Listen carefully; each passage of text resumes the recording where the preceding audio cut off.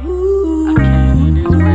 yo, Neil. Hey, what's up? I got you. Got you. Yeah. R&B Grammy. Free my brother. It's free to his backwards. Look. Welcome to another edition of One Mic, Real Sports Guys, realsportsguys.com. Please come check us out on Real Sports Guys on all platforms. Voice is a little gone. I'm still working through it. I got the Misa next, but hanging with Hammer all weekend. I think we don't hit everything. We hit hockey, we hit women's basketball, we hit men's basketball.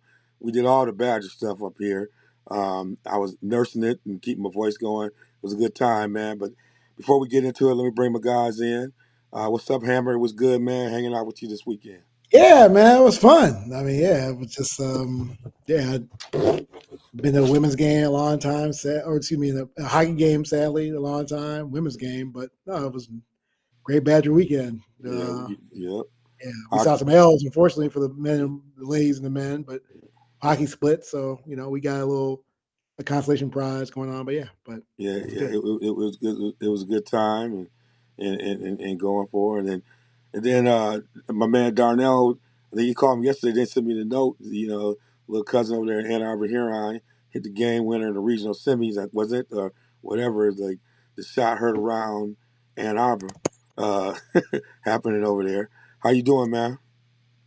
I'm doing good. Life is good. Like you're saying. Like I was at the game last night, um, where our little cousin Makari Moore hit the game winning shot against Catholic Central. They were up by two.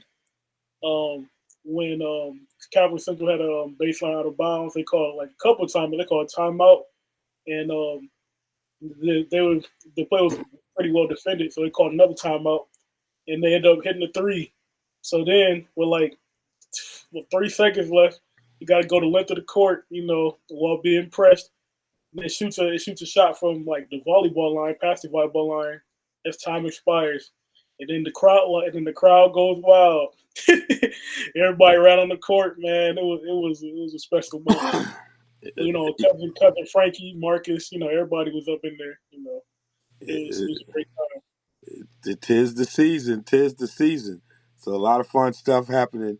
We're gonna have a special day, a show today. We're working on a format.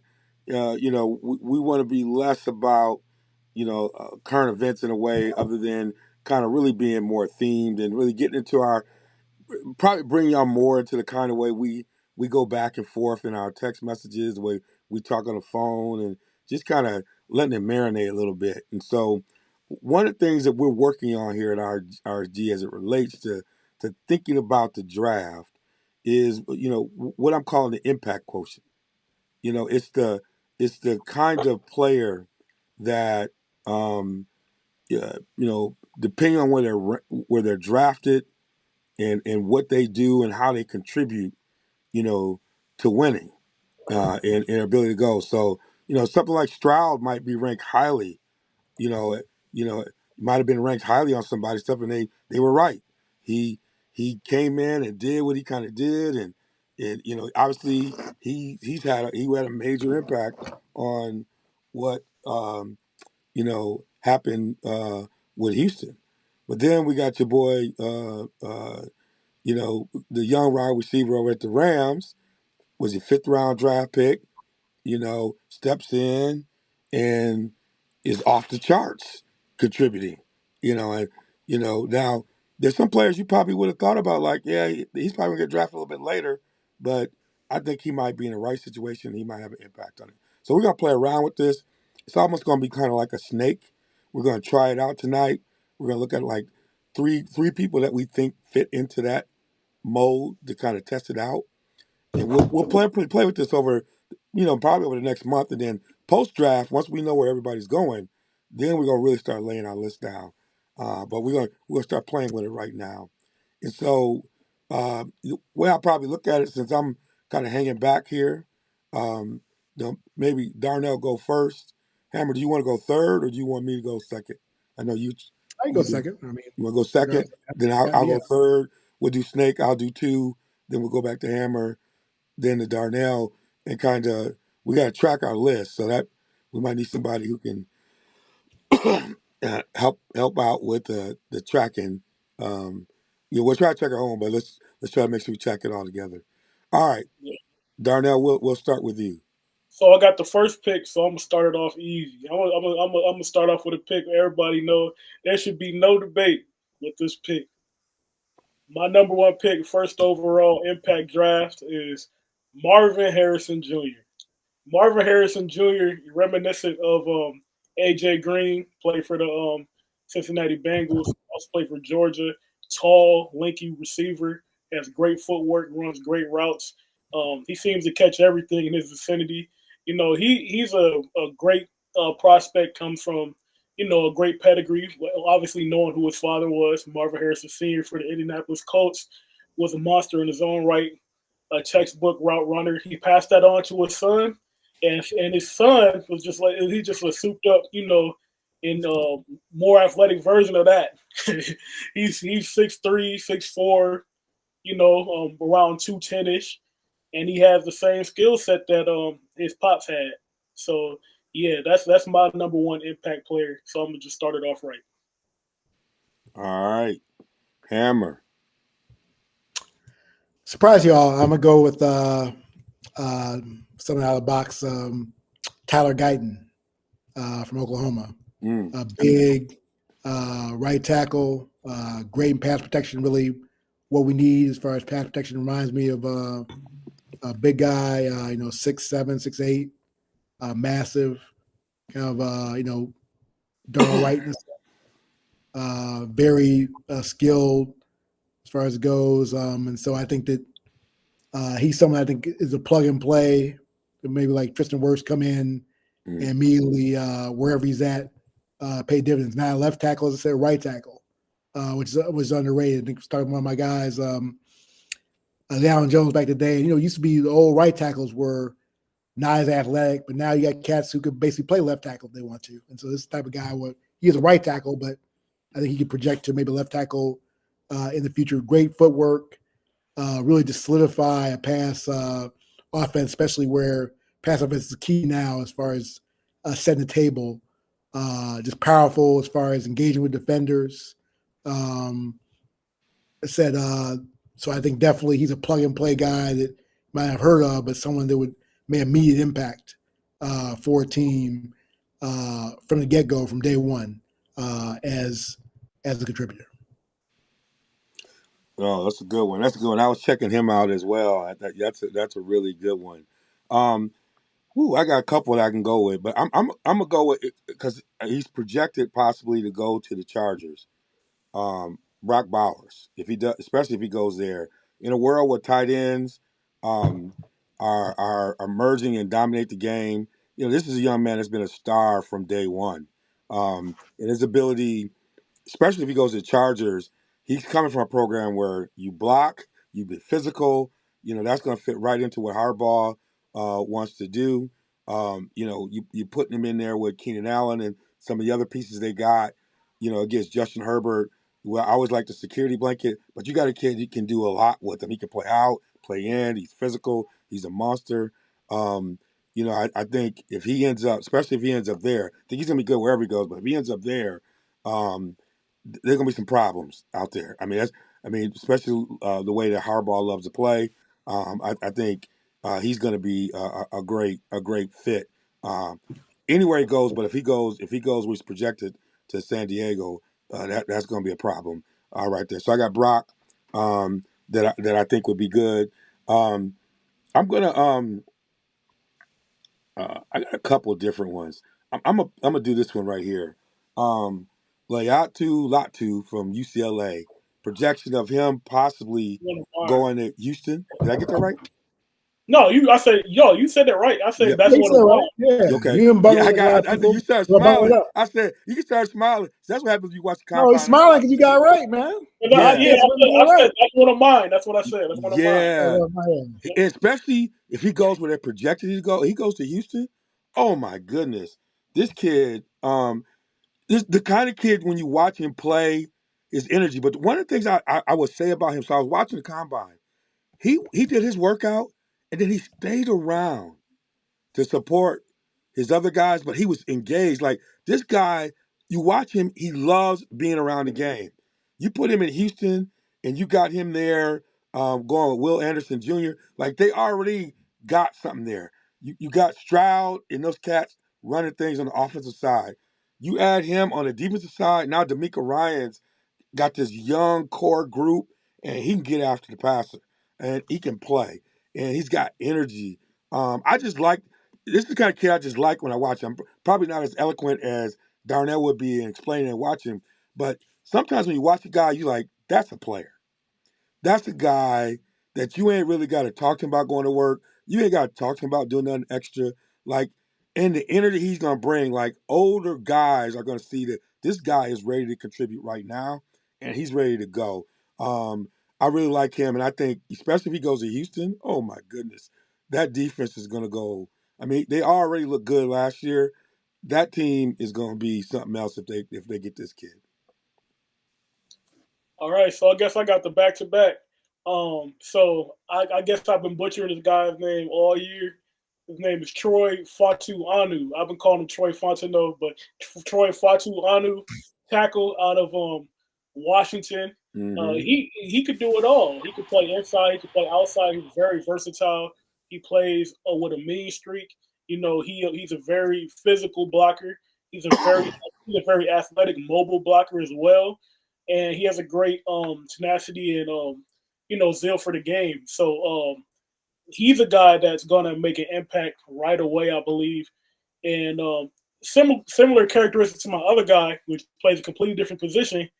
Which if you've heard our show, it's going to be once again no surprise, Mr. Mikey Sainristil. He's going to make an impact. He's not going to go He's on first. my list, He's man. not I was going gonna put him. first That's a round. great one. He's Yes. not going first round. But No. at the end of the day, he's going to make an impact because he makes plays. He's a playmaker. He's not afraid to tackle. He might be smaller. He played wide receiver. He came in as like a little flat receiver, but he's not afraid to tackle. He'll get in there and tackle. He can play the ball. Like I already said, he's a former wide receiver. He plays the ball extremely well, and when he gets an interception, he's a threat to score every time. So he's the guy that's going to make a big impact on the game. Mikey Sainristil. Oh, all right, Hammer. I'm gonna go with I mispronounced the brother's name, but Quentin Mitchell of Toledo. Really good prospect, tall guy, lean, 6 foot 3/8. Group of five cat, but really balled out. Redshirt junior, like I said, really made money for himself on at the combine. So just great technique. I mean, as far as I think he's a plug and play corner, especially with getting the emphasis on the passing game. This is a guy that will help you on the defense as far as slow down the passing game. So, has some things where probably needs coaching as far as being more fluid. But again, like I said, versatile, play in the slot, play off man, play zone. Like I said, really grade out well, tape well, and the tape turned into the combine. And I think he'll be a really good player as far as being a ball hawk and being an impact on defense. So, Hammer, do you want to go do another one? How many do you have? 2 already? I have 2 already. So we're now. I'll go back. I'll go Jared Verse. People know him, obviously, Florida State. Guy that started off at the small college level, transferred. Guy's been on my radar, be a Bear fan for months. Obviously, I don't think he's going to the Bears now, but again, great explosive edge rusher. I think another guy will come, a plug and play guy will come in, high level, said for the transfer. And so I think definitely he's the type of guy, good size as well. A guy who'll translate to the next level, definitely. So. And then I think is that like I said, I think I got one more. Yeah, one more. You got 2 the Yep. first time. Yep. I got a couple here, but we can probably stretch into some other Yeah, I'll ones. say nine is not. Yeah, nine is not enough. Yeah, we might do another round. Um, uh,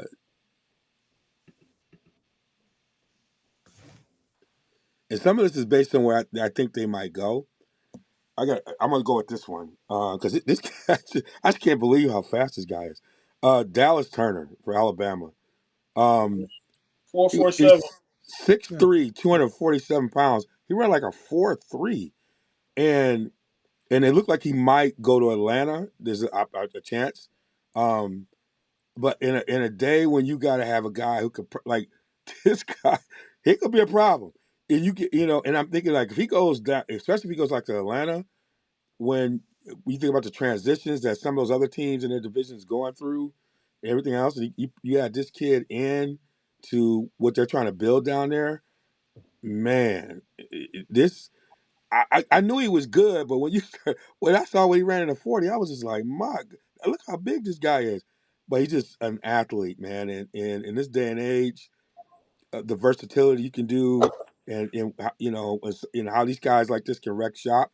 You think about what Parsons is doing down in Dallas, and some of this stuff.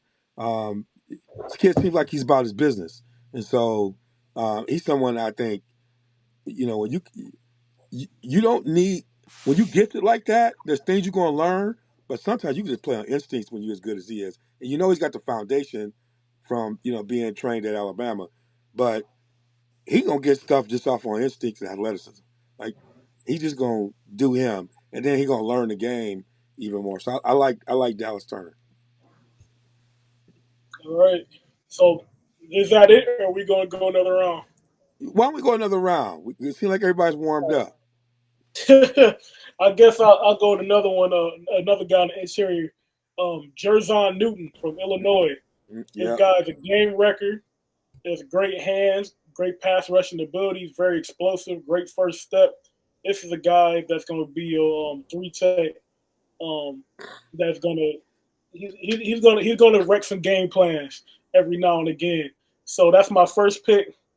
My second pick is you already said Brock Bowers. I can't say him. I can't let this draft go by without saying his name. Caleb Williams. I know we've been well, I know we've been hating, but nah, man. Caleb Williams has to come up at some point. He is way too talented. I compared him to Kyler Murray, and I don't think that's a diss. Kyler Murray is a. I still think Kyler Murray is a good football player, and and Caleb Williams, he has a similar style to Kyler Murray. He's a little bigger, but he has great arm talent. Everybody he gets a lot of flack for wearing his heart on his sleeve, but he is a guy that cares. So I think Caleb Williams will do all right in the NFL. I can go. Edrin Cooper, Texas A&M, Hmm.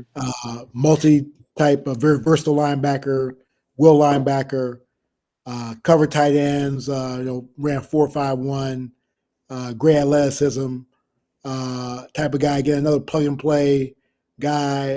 Probably might even go first round. Might go late, but probably top of the first, second.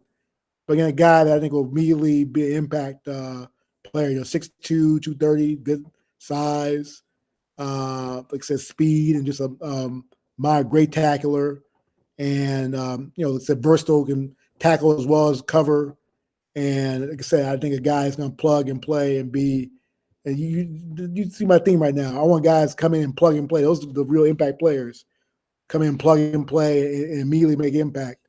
And I think that's what he's going to do as a will linebacker, multi-fast linebacker, as far as 14. All right. I'm gonna go with. I'm gonna go, and this is again where I think they're thinking. And if this kid goes here, because everybody had their window this year and then they messed up. But if this kid go here, it might be a wrap. Xavier Worthy, from Texas. They think he might go to Kansas City. That kid, what he broke the record, he had a 4.21. Yeah.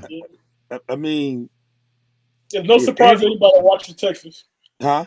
He got I said, great speed, but I'm like, no surprise to anybody that he's so watches Texas. lean though. Let me see him. He's Yeah, so He's lean, been man. running away from people from a long time. Yeah, it's It's a, and, NFL though. He won't. Yeah, and if Andy Reid get his hands on him, it's gonna be a problem. And so, and if you in that system, he gonna get the ball to you. And after what they went through this year, so this is more on where I think he might end up going. But if he go to Kansas City with that, it's gonna be operation shutdown. You give Patrick Mahomes a toy like that to play with, it's gonna be problems. I like him. My other thing is, it might feel like I got a theme here. We gotta go. We have to bring some offensive linemen in. Um, and I got a couple of them, but I'll go with Joe Alt, Notre Dame. 6'9", right? I mean, projection pop might go to Tennessee, but this guy cat you're gonna put in, he gonna be good for 14 years. He gonna you just go he gonna be good for a long time. And so, anytime you can have a guy you can put in there, and he can be good for a long time. mm, that's a good one. He gonna make a difference. He can make life a little bit easier for you. Um, where he goes, and I like them guys you can plug and play. He gonna be good for a long time. And when you big like that, he throwing you out the club. At 6'9", 321, he throwing people out the club from day yeah. one. When you should be in the club. When you shouldn't be in the Yeah, club. we Yeah, should be at the you're club. home. He You checking should you. be He home. checking your ID at the door. You should be at He home checking with your your ID family. at the Yeah, door, and yeah. You out he's a for a grown reason. man coming You in. don't need to be there. You don't need to be there. He You grown should be at man home. coming in, and so they think he might go to Tennessee, but wherever he go, this is cat plug and play. He good for the next 12, 13 years. yeah. So if it's a snake draft, I think I had the last pick, Yeah. and I I can't believe I forgot him. But I can't. There's another name. I'm not gonna let this draft go without saying him. Peyton Wilson. We saw what he did. We saw what he Oh did yeah, in the yeah, combine. yeah, But this guy can play. He can really play. He's all over the field. That speed really shows up on tape. He's a sure tackler, great blitzer. Man, he's got to be a guy that's a real defensive weapon in the NFL. yeah, yeah, man. I was so impressed with him, because his tape looked good, and then when you have a good combine, that just amplifies it. His tape already looked good, but I mean, he's an athlete. It's like, man, I, I wish he could fall to Pittsburgh, but we got some other stuff we got to go get. But that cat can play. He straight up can get off with it. So, wow, how'd y'all feel about that? Just this conversation. Like, you know, what was your thought process? Like, yeah, what was your thought process as you're thinking about, you know, players and Well, their impact? Well, again, like I said, plug and play. I talked to you Yeah, about a right tackle. I mean, yeah, normally get a left tackle, but left tackles take time to develop. But a right tackle is a guy that will come in immediately and ball out. Not as much pressure, but just as important. So, and then you talk about a will linebacker like Cooper, who can rush the passer. He had 10 sacks, can play in the gap. He's totally versatile. Uh, might not go first round. He's not as big as you'd like, but could go late. I mean, people understand the value of him, and so this guy is going to make plays for you. I don't know if he's going to cover, he's going to sack and pressure, he's going to tackle hard, he's going to dominate as far as beating the run and the pass, cover tight ends, uh, all-purpose guy, except multifaceted guy. Go that, and then first, like I said, you can't beat a pass rusher, especially where I'm from. Until we got Montez Sweat, we weren't even seeing the quarterback. I mean, they were the quarterback sitting back there, uh, eating sacks and chilling until they threw the football. We used to have such bad pass rush. You got to have a pass rush. It disrupts everything. It makes the D-backs better. It makes the second level better with linebackers. It's holistic. And if you miss that pressure, it hurts the whole team. And so that's where really a verse is going to be a plug and play guy that chases the quarterback, causes havoc, and again helps your whole defense top to bottom as far as it goes. So that's where the three guys I have as far as the plug and play guys who make impact at everything: a tackle, a linebacker, as well as a true edge in Mr. Verse. Darnell, your process. I mean, I know we just kind of went in there, like how I could see you kind of calibrating as you're thinking through this. Like as we think about impact quotient, Well, RSG impact quotient, we setting standards right now, man. How are you? How are you so seeing this? my process is very simple. It's very simple. Mm-hmm. Like Deion Sanders says, there's a Hall of Fame and there's a Hall of Game. To be on my team, I want guys. If we're picking the all impact team, I'm picking playmakers. Picking guys that you got a game plan for, guys that can really be destructive, guys that are really going to wreak havoc. So that's why I'm looking for guys that you really got to account for these guys. So that's my thought process. Yeah, and I'm also aware of the role organizations play in getting people where they need to be. So that's part of it. You know, as well as I'm trying to think about. I know they can do this, but are they going to use this person correctly? You and I know what they can do, but some of these organizations, depending on the kind of player, Yeah. are they going to unleash them the right way? But you're And right about that. But when you got a dog, yeah, sometimes they just gonna show. Like you got yeah, a guy like Michael Parsons. Doesn't yeah, really matter where he's at. Like he's gonna shine regard. So like if mhm, in a scenario like this where we don't know where they're gonna go, yeah, I'm picking a guy that's gonna have an impact regardless. I'm picking a guy like Marvin Harrison. yeah. I'm picking a guy like Mikey. You know what I'm saying? I'm picking guys that I know are gonna impact the game. But what I worry about, like a Marvin Harrison in this role, is he could go somewhere and That don't play got a decent, quarterback. but they don't win, right? They don't win, right? Like Caleb, he could go to Chicago now. If things are right, they don't win. You can Now, say I'm not about gonna have every a lot to player. do with him, and Yes. so right, the impact quotient is kind of impacted a little bit by his environment, even though right, and so That's versus that's every player. yeah, but that's part of the quotient is on winning. How much that like Micah immediately impacted winning. Like it was like they won because he was out there, right? Even in spite, you could link his performance to his leading the wins, right? Um, because the one thing they did have organized on their defensive side, their coordinators were kind of organized, like they knew how to use that. So you know that's why I like the center still thing because he's going to end up with a good team, and he's gonna have an impact on winning, like because he's not ranked as high because people might not be missing him the way he might end up with a really good team. Like he could end up in Buffalo's getting rid of everybody. He could end up in Buffalo contributing right away to a team that's going somewhere because they're getting rid of all their defensive backs. It feels like, Yeah, Jordan right? Poyer got released today. Yeah, I heard that. I Yeah. was like, wow. So Trey White got cut. yeah. So he might end up in Buffalo and be right in there with a team and contribute right away. They could because he's so versatile, and so it's going to be interesting. Like especially as we have this conversation once we see the draft.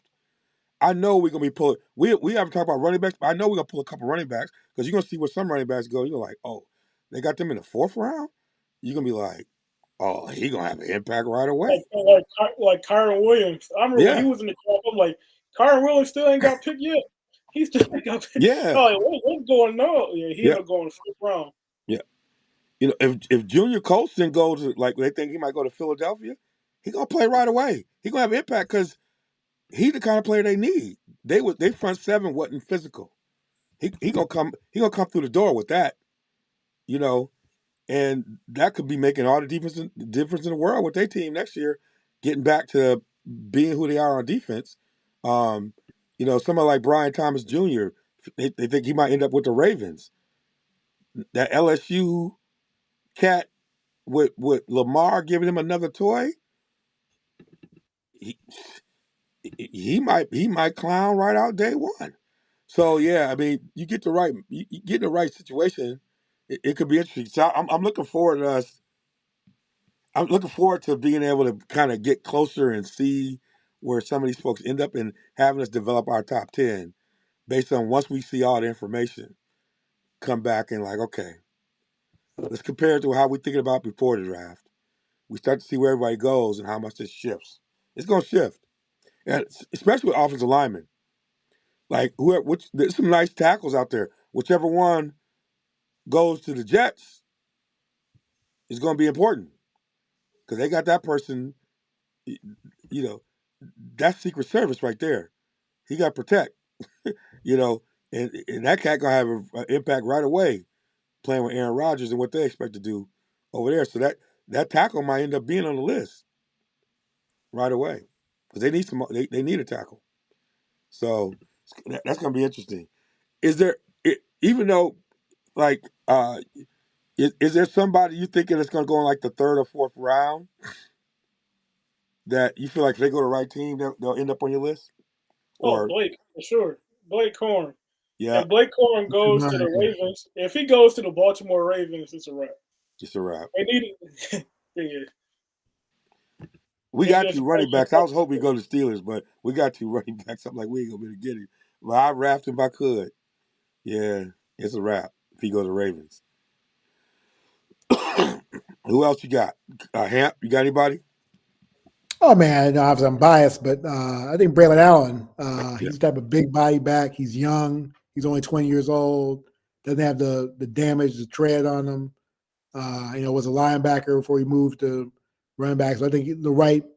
He's get mentored by Derrick Henry. He's helped him with his diet and helped him as far as intricacies of the game. So I think if he gets the right situation, he could do damage. But with the Packers, I think he could do damage with them. If they go in, he's going to plug and play, take AJ Dillon's spot. And I think be better. He's bigger, he's faster than Dillon, and more durable. So that's a guy I think definitely that I've seen his career where I think optimal he would have been a second round pick, but I think he got dinged up last year and he'll be a third or fourth round pick. But that might be good. He might get his money sooner. So, like I said, some people they talk about draft day. Some people get drafted in the first round and never hear from them again. They don't get a second contract. Other cats get slip and then they get 2 or 3 contracts and they're good because they went to the right place. So the key is getting the right place. You can get the key is in the right place and then that second contract.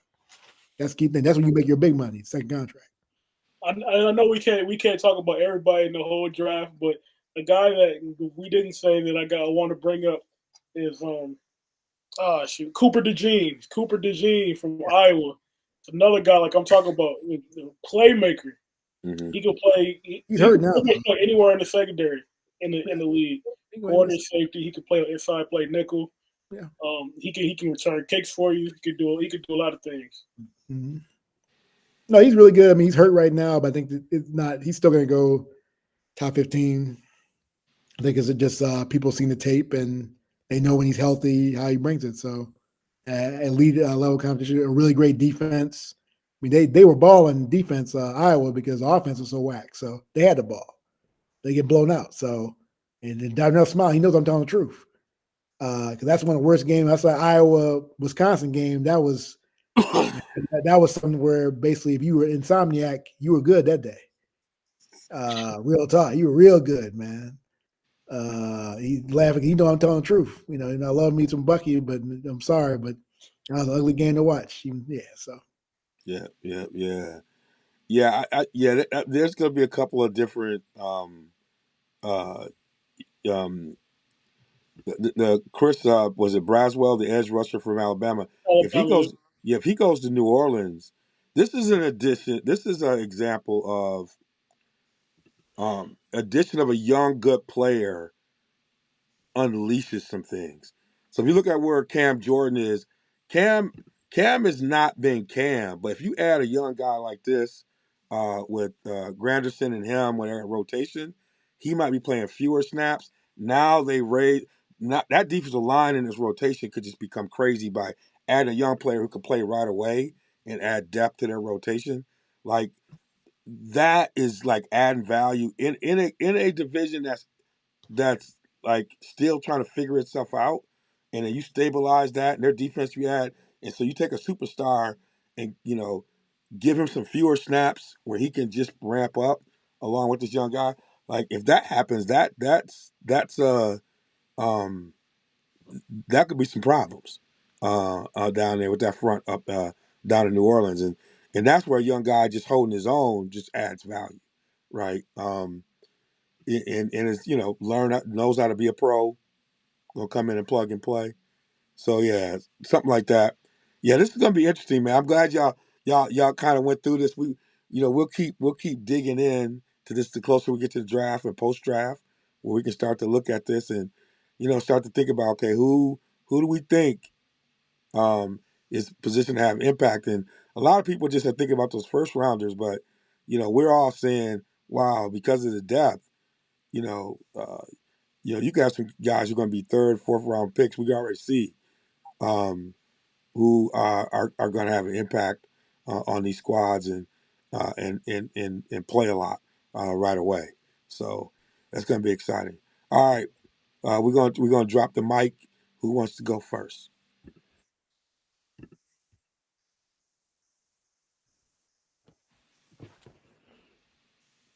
I'll go first. Yeah, Yeah, you go ahead. youth instead of wisdom. Oh, I'm trying to think of somebody. Yeah, I'm trying to think too. Yeah, that's why I said I'll go first. I'll go you go first. first. It just seems like I'm at an age right now. It just seems like folks who are like um, they're kind of like the uh, sounding board or like the narrators of our sports lives and experiences are passing away. We just had Chris Mortensen who passed away, and Mort. I used to wake up and try to get the Mort report. You try to get on top of it, and just those voices of the sports world. We lost another one, and just wanted to extend to him and his family, and just know that I always appreciated Mort. There's a lot of cats who are out there who sometimes drive me crazy, but what I did appreciate about Mort is like straight shooter. He and Sal Palantonio, these guys are from a different kind of cloth, right? They the old school cats, reporters, just old school kind of do it and kind of set the foundation, um, and understood there were rules to the game, and but always just gave you everything they can to make sure that you got the right information, and just was always out there. So definitely want to um, uh, extend appreciation for what Mort contribute to the sports world and setting the standard. And you're definitely going to be missed. I go second. Definitely Howard Moore. We had the pleasure of being in Wisconsin's game this past Saturday.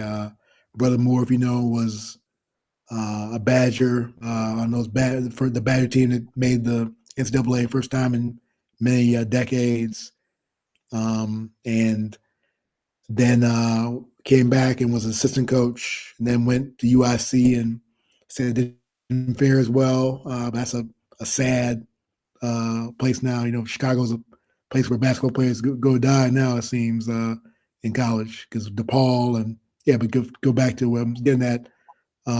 Brother Moore came back to his alma mater really well, and then sadly late night in Michigan, he was driving late night, reckless driver, drunk driver. Him almost killed him, killed his wife, killed his daughter. His son survived. He got hurt really badly and then also had a heart attack as well. But he's battled. People raised money for him. Um, I was reading something that he needs care that will cost $450,000 dollars a year, which was unbelievable. Almost $500,000 a year due to this reckless act. But he's battling. He came to the Kohl Center and showed that he's still fighting despite everything. And so they named the athletic basketball officers after him. And so Brother Morris fighting hard. People were pulling for him, and it was great to see him come on the court with Rashard Griffin, who's now taking over, who he mentored when he was a player. Now, Rashard's helping him as well as family. So definitely flowers to Brother Howard Moore, also a proud Chicagoan as well.